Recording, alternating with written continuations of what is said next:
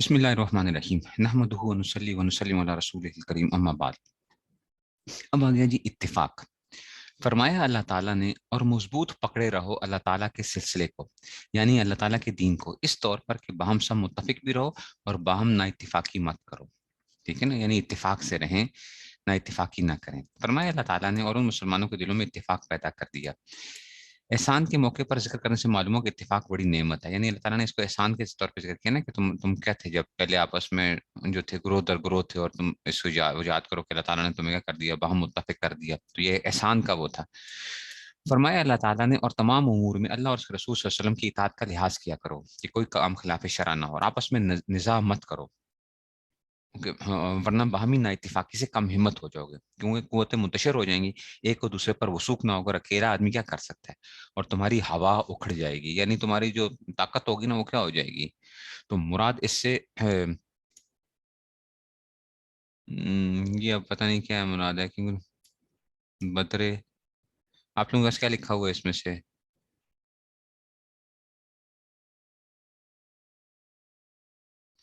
اس میں کیا لفظ لکھا ہوا ہے یہاں پہ؟ تمہاری ہوا اکھڑ جائے گی، مراد اس سے بدروبی ہے، کیونکہ دوسروں کی اس نا اتفاقی اطلاع ہونے سے یہ امر لازمی ہے۔ ٹھیک ہے نا، کہ مطلب روب ختم ہو جائے گا آپ کا۔ فائدہ اس میں نا اتفاقی کی برائی اور اصل چیز اللہ اور رسول کی اطاعت یعنی دین کا ہونا مذکور ہے۔ حضرت ابو دردہ رضی اللہ عنہ سے روایت ہے کہ رسول اللہ صلی اللہ علیہ وسلم نے فرمایا، کیا میں تم کو ایسی چیز کی خبر نہ دوں جو اپنے بعض آثار کے اعتبار سے روزہ اور صدقہ اور نماز کے درجے سے بھی افضل ہے؟ لوگوں نے عرض کیا ضرور خبر دی۔ آپ صلی اللہ علیہ وسلم نے فرمایا، وہ آپس کے تعلقات کو درست رکھنا ہے، اور آپس کا بگاڑ دین کے مونڈ دینے والی چیز ہے، یعنی آپس کا بگاڑ جو ہوتا ہے وہ دین کو۔ ایک بات یاد رکھو، جو پہلے بھی آپ سے عرض کی تھی، کہ یہ جو معاشرت ہوتی ہے نا، جب آپ معاشرت کے اصولوں کی پابندی کرتے ہو نا، تو پھر کیا رہتا ہے، اتفاق رہتا ہے۔ جب آپ معاشرت کے اصولوں کو توڑتے ہو نا، تو پھر کیا ہو جاتی ہے، پھر نا اتفاقی پیدا ہوتی ہے معاشرت کے نا۔ جب ہر بندہ یہ سوچے گا کہ میری وجہ سے کسی کو تکلیف نہ پہنچے، تو خود بخود کیا ہو جائے گا، اتفاق پیدا ہو جائے گا۔ اور جن باتوں سے اتفاق پیدا ہوتا ہے، یہ اتفاق کیا ہوتا ہے، یعنی آپس کے حقوق کا خیال رکھنا، اور جن سے نا اتفاق یعنی آپس کے حقوق میں کوتاہی کرنا، ان کا بیان روح نام میں ہو چکا۔ دیکھو حضرت نے خود بیان کر دیا کہ جناب حقوق کی کوتاہی کرو گے۔ اور دوسری بات، اتفاق کی جو جڑ ہوتی ہے نا، وہ کیا ہوتی ہے، تواضع ہوتی ہے۔ ہر آدمی اپنے آپ کو کم سمجھے۔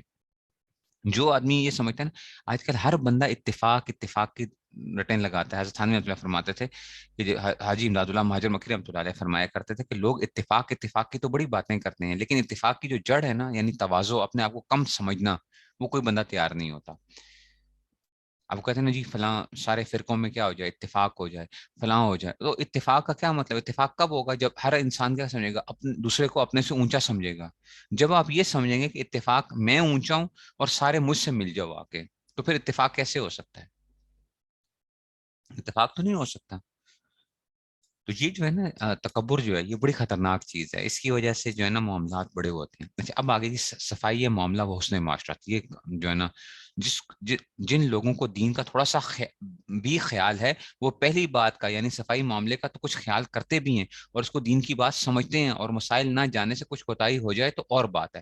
اس کا آسان علاج یہ ہے کہ میرا رسالہ صفائی معاملات اور پانچواں حصہ بہشتی زیور کا دیکھ لیں یا سن لیں، یا جو معاملہ پیش آیا کرے اس کا حکم کسی عالم سے پوچھ لیا کریں، یعنی معاملات میں تو۔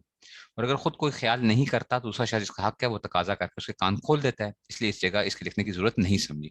لیکن دوسری چیز یعنی حسن معاشرت کا بہت سے دیندار لوگ بھی خیال نہیں کرتے، بلکہ یہ سمجھتے ہیں کہ یہ محض دنیا کا ایک انتظام ہے، اس کا دین سے کوئی تعلق نہیں، اس لیے اسے کچھ پرواہ نہیں کرتے۔ اس کے متعلق آیتیں و حدیثیں لکھتا ہوں۔ فرمایا اللہ تعالیٰ نے، اے ایمان والو، تم اپنے خاص رہنے کے گھروں کے سوا، یعنی جن میں کسی سے آنے کا احتمال نہیں، جیسے اپنے خاص کمرہ دوسرے کے گھروں میں، یعنی جن میں دوسرے لوگ رہتے ہیں، خواہ مرد خواہ عورتیں، خواہ محرم خواہ غیر محرم، داخل مت ہو، یعنی آپ بغیر کسی کے گھر میں اجازت کے بغیر داخل مت ہو، اچھا، جب تک کہ ان سے اجازت حاصل نہ کر لو۔ آگے فرمایا، اگر اجازت لینے کے وقت تم سے یہ کہہ دیا جائے کہ اس وقت لوٹ جاؤ، تو تم لوٹ آیا کرو، اور یہی لوٹ آنے کا بخاری مسلم کی حدیث میں حکم ہے، جب 3 بار پوچھنے پر اجازت نہ ملے۔ اب آج کل کیا ہوتا ہے، رشتے دار ہی جو ہیں، چلو جی چلو دوسرے گھر میں وہ پہنچ کے جا کے، اور بات تو وہ بھی نہیں کرتے، گھنٹی بھی نہیں بجاتے، اندر ہی گھسائے آ کے جو ہے نا، بغیر کسی اس کے۔ حالانکہ طریقہ کار کیا ہے کہ بھائی جس جگہ بھی جانا ہے، پہلے کوئی کم از کم جو ہے 3 4 گھنٹے پہلے فون کر کے پوچھ لو کہ جناب آپ اس ٹائم کے اوپر فارغ ہوں گے، ہم آ جائیں آپ کی طرف، جو ہے چاہے کتنا ہی قریبی کیوں نہ ہو، بہن بھائیوں کا معاملہ کیوں نہ ہو، اور کوئی ایسے رشتے داروں کا کوئی نہ ہو۔ میں نے اس دن بھی یہ بات کی تھی کہ دیکھو، کبھی بھی کسی چیز کو فور گرانٹیڈ نہ لو، یار یہ تو میرا بھائی ہے، یہ تو فلاں ہے، اس میں کیا ہوا؟ اسی چھوٹی چھوٹی باتوں سے کیا ہوتے ہیں مسائل پیدا شروع ہوتے ہیں کہ یار یہ آتے ہیں آپ بتاتے بھی نہیں ہیں گھر کی حالت کیا ہوتی ہے، خراب ہے، کبھی کیا صورت حال ہے اس میں سے. تو کم از کم آپ کیا کرو، ان کو بتا دو کہ جناب ہم نے آنا ہے. وہ گھر کے اندر سے ہوتا ہے. ہم ہمارے ساتھ گھر کا مسئلہ یا ہمارے گھر میں بچے ہوتے ہیں، ہم گھر کی صفائی کریں تو آدھے گھنٹے بعد کیا ہوتا ہے، حشر خراب ہوا ہوا ہوتا ہے. اب اگر کوئی بندہ جی وہ آتا ہے، جی جناب جی میں جی 10 منٹ میں پہنچ رہا ہوں آپ کے پاس. چلو جی، اب ہم 10 منٹ میں تمہارا حشر خراب ہو جاتا ہے کہ جی وہ بچوں نے ایک چیز ادھر پھینکی ہوئی ہے، ایک ادھر پھینکی ہوئی ہے، اس طریقے سے جو ہے صفائی کر کے رہو تو 15-20 منٹ بعد دوبارہ وہی حشر ہوا ہوا ہوتا ہے. تو اب کیا کریں؟ اور اس کے اوپر جو ہے میری اہلیہ تھوڑا سا اس چیز کو کرتی ہے کہ جی اب کیا کریں بتائیں اس میں سے. تو بعض تو بتا کے بھی نہیں آتے کہ وہ فوراً آ گئے. جی بعض رشتے دار بھی ایسا کر لیتے ہیں کہ جی وہ آ رہے ہیں بھائی، اب دوسرا آتا ہے کہ جی آپ کم از کم کیا کریں بتا دیں گھر میں کہ نہیں ہم اس لیے نہیں بتایا کہ آپ لوگ تکلفات کریں گے.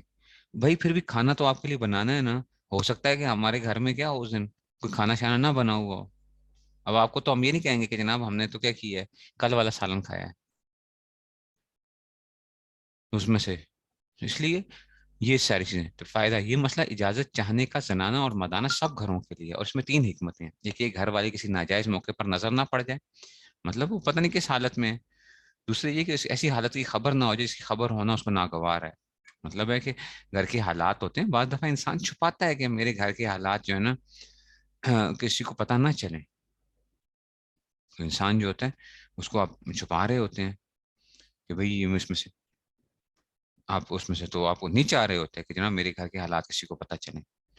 تیسری چیز یہ ہوتی ہے، تیسری یہ کہ بعض اوقات دل پر گرانی ہوتی ہے، خواہ آرام میں خلل پڑنے سے، خواہ کسی کام میں حرج ہونے سے، خواہ ملنے کو جی نہیں چاہتا. بعض دفعہ طبیعت بوجھ ہوتا ہے، نہیں وہ ہو رہا، ٹھیک ہے نا، آپ نہیں وہ کر سکتے، آپ سونے لگے ہیں، کوئی اور صورت ہے.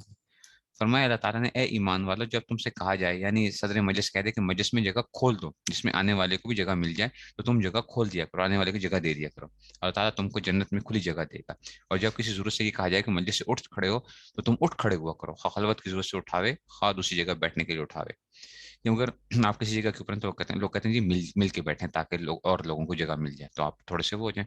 اور لوگ کہتے ہیں کہ جناب بس اب میرا آرام کا وقت ہے، یا مجھے جو ہے نا ذرا میں چاہتا ہوں کہ تھوڑا سا خلوت ہو، تو وہ جو ہے اس وقت اٹھ جانا چاہیے. حضرت عائشہ رضی اللہ عنہا سے روایت ہے کہ رسول صلی اللہ علیہ وسلم میری باری کی رات میں اول بستر پر لیٹ گئے، پھر اتنا ہی توقف فرمایا کہ آپ صلی اللہ علیہ وسلم نے یہ سمجھا کہ میں سو گئی، سو اپنا چادر آہستہ سے لیا اور نال مبارک آہستہ سے پہنے، جوتے یعنی، اور دروازہ آہستہ سے کھولا اور بقی میں تشریف لے گئے. اور واپسی پر اس کی وجہ یہ فرمایا کہ میں یہ سمجھا کہ تم سو گئی اور میں نے تمہارا جگانا پسند نہیں کیا، اور مجھ کو اندیشہ ہوا کہ تم جاگ کر اکیلی گھبراؤ گی.